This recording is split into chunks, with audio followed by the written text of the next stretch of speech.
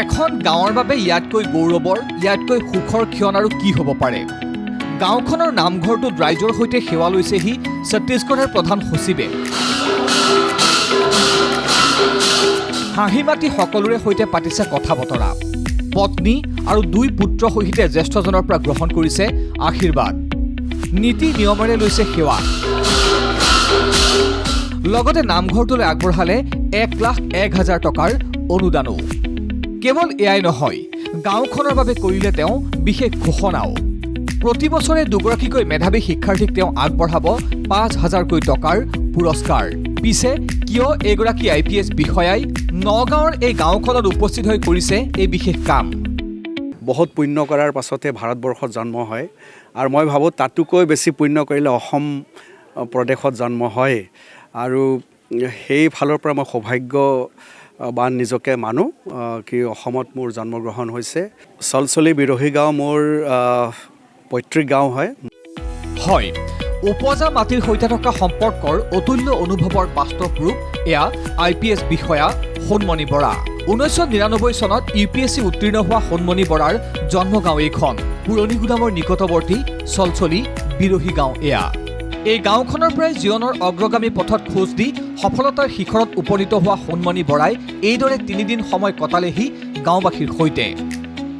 আকাশৰ উচ্চতাৰ পৰাও শিপা খামুচি ৰখাৰ দুৰ্মূল্য হেঁপাহ এওঁৰ, যাৰ বাবে সকলো ব্যস্ততা একাষৰীয়া কৰি পৰিয়াল সহিত তেওঁ সম্পৃক্ত হ'লহি উপজা মাটিৰ সুবাসেৰে। গাঁৱৰ বৰনামঘৰটোত ৰাইজৰ সৈতে কটালে মধুৰ সময়। গাঁৱৰ গৌৰৱজনক কাষতেই পাই মৰম আদৰেৰে বুঢ়ালে চুবুৰীয়া ৰাইজে।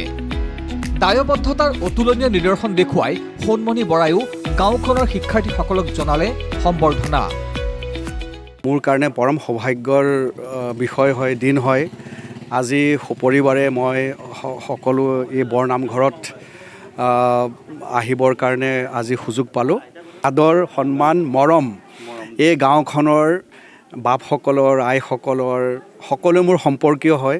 সকলোৰে মৰম সদায় পাই আহিছোঁ আৰু আজি যদি মই মোৰ পৰিয়াল মোৰ সকলোবিলাক যি য'ত এতিয়া আমি উপনীত হৈছোঁ ইয়াৰ বহুত ডাঙৰ অৰিহণা আশীৰ্বাদ এই গাঁওখনৰ আছে আৰু সকলোৰে আশীৰ্বাদ মৰম লৈ আমি আগবাঢ়ি গৈ আছোঁ।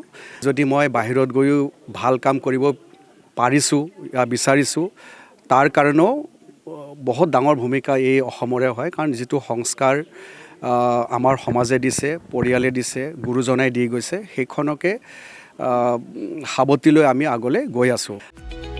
গাঁৱৰ বৰ নামঘৰটোলৈ 1,01,000 টকা অনুদান আগবঢ়োৱাৰ লগতে প্ৰতি বছৰে গাঁওখনৰ 2গৰাকীকৈ মেধাৱী শিক্ষাৰ্থীক 5,000 টকাৰে পুৰস্কাৰ প্ৰদানৰ ঘোষণাও কৰে সোণমণি বৰাই। ভৱিষ্যতে অসমত সেৱা আগবঢ়োৱাৰ সপোন মনত পুহি ৰখা এগৰাকী IPS বিষয়া সোণমণি বৰা। কেৱল নামেৰেই নহয়, এনেকুৱা অতুলনীয় কামেৰেও জিলিকিছে উজ্জ্বল এটুকুৰা সোণ যেন হৈ। সামগুৰিৰ পৰা দীপাংকৰ ভৰদ্বাজৰ ৰিপৰ্ট, ND24।